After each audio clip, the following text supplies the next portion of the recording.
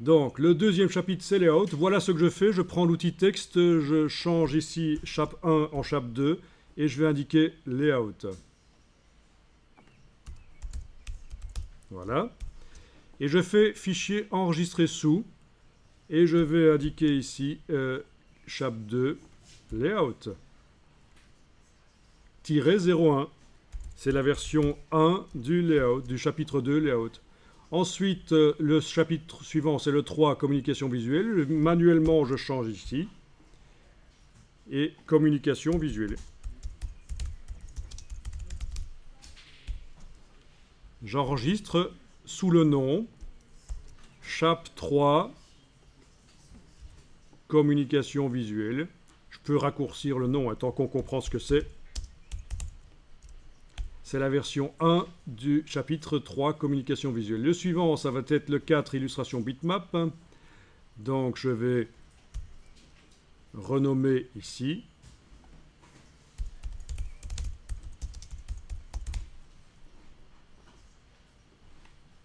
Alors, je vous fais la version simple, parce que il y a beaucoup de choses qui pourraient être dites à propos de ceci.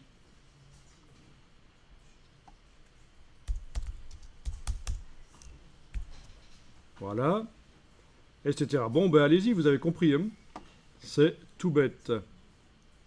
Je vais quand même le faire pour tous, parce que sinon, on ne sera pas... Ah tiens, je me suis gouré là dans le nom du titre, il faudra que j'aille changer ça après.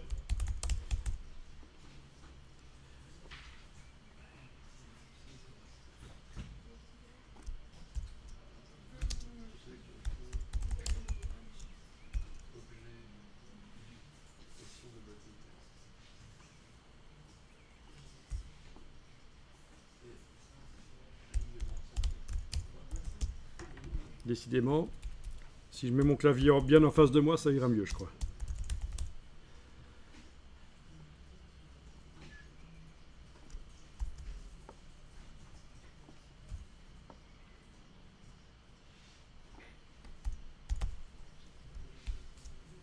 Donc ça, c'est l'illustration pas visuelle, vectorielle, idiot. Je réfléchis en même temps et je finis par écrire n'importe quoi. Ça me rappelle cet étudiant qui est venu un jour à l'examen de graphisme bitmap et qui a demandé à son voisin « C'est quoi le nom du cours ?» À l'examen. Hein. Et son voisin lui a dit « Non, c'était graphisme bitmap. » Son voisin lui a dit « Graphisme bitmap. » Et l'étudiant a mis sur son examen « Graphisme Big Mac. » Véridique. Il n'a pas fait exprès en plus, je crois. Donc il y en a qui ne sont pas très investis dans leurs études, je pense. Pour venir à un examen sans connaître le nom de l'examen.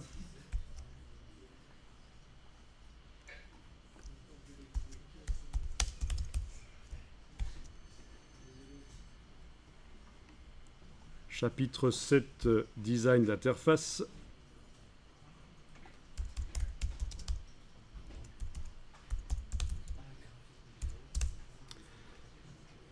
C'est design d'interface avec un S, je pense. Hein. Non, sans S? Le nom du cours. Ok.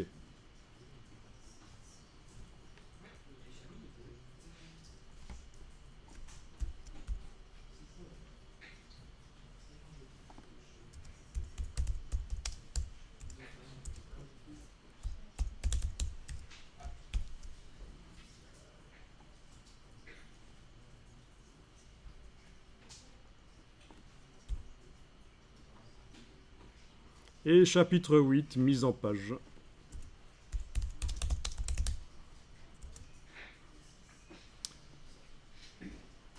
Donc en fait, chaque professeur va regarder dans l'épreuve intégrée le chapitre qui le concerne. Il va donner des points. Ces points vont se mélanger aux points de l'année, donc les points de travail journalier. Chaque professeur va également regarder ce que l'étudiant a fait pour les autres cours dans l'épreuve intégrée. Moi, je suis un cas un peu particulier. Je vais regarder le chapitre carnet de bord, c'est-à-dire le premier chapitre en fait qui va s'appeler ici Table des matières. Je vais regarder le dernier chapitre mise en page aussi, mais je vais regarder aussi la totalité du document, puisque c'est de la mise en page. D'accord? Donc le résultat du cours de mise en page, en quelque sorte, c'est pas seulement le chapitre 8, mise en page, c'est tout le document PDF, l'épreuve intégrée, on est d'accord, hein? Donc c'est pour ça que c'est assez particulier. Dans mon cas, par contre, les autres professeurs vont regarder principalement leur chapitre, c'est ça qu'ils vont noter. Le professeur d'illustration bitmap ne va pas les noter, le cours de communication visuelle.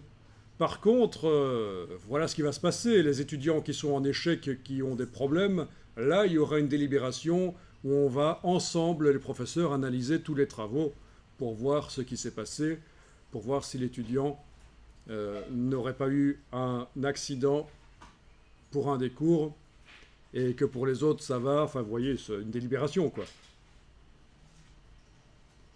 Donc, le principe de l'épreuve intégrée, c'est que vous devez avoir 10 sur 20 quand on a remis tous les points ensemble pour que l'épreuve soit validée et qu'elle soit hors de vos pattes définitivement pour la suite de vos études. Si vous avez 10 sur 20 et que vous avez un échec dans un des cours, c'est pas un problème.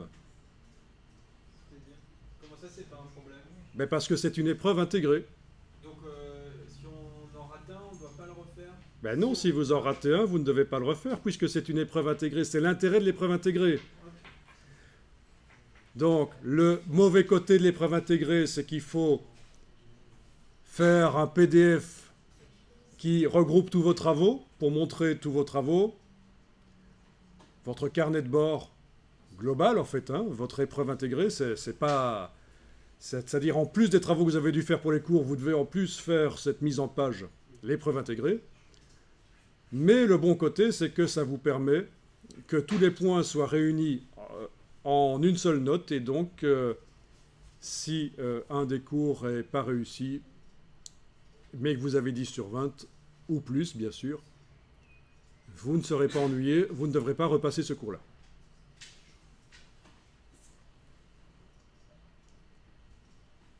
Attention, les autres unités où il y a plusieurs cours ne fonctionnent pas nécessairement sous forme d'épreuve intégrée. Voilà. Il est même possible qu'il y ait des unités qui fonctionnent sous forme d'épreuve intégrée, mais que quand on a raté un des cours, il faut malgré tout le repasser, même si vous avez eu 10 sur 20. Ça dépend ce qui est indiqué dans la fiche du cours. La fiche officielle du cours, est-ce qu'il y a un seuil de réussite indiqué ou pas? Dans cette année scolaire-ci, 2015-2016, pour l'unité 1, il est indiqué qu'il n'y a pas de seuil de réussite pour les activités d'apprentissage. C'est pour ça que si un cours est raté, vous ne devez pas le repasser. Donc ça va dans le sens que, actuellement, avec le monde qui se complexifie, le monde d'une manière générale, mais aussi le monde du graphisme, les nouveaux médias qui apparaissent, les métiers qui évoluent beaucoup, ça devient de plus en plus difficile de demander aux étudiants d'être bons en tout, et donc on peut accepter qu'un étudiant éventuellement ait un échec dans un des cours d'une unité, mais on lui demande quand même de réussir l'unité, d'avoir au moins 10 sur 20.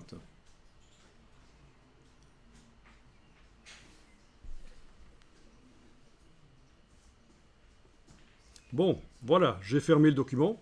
Je me retrouve donc avec, finalement, 8 documents dans le dossier.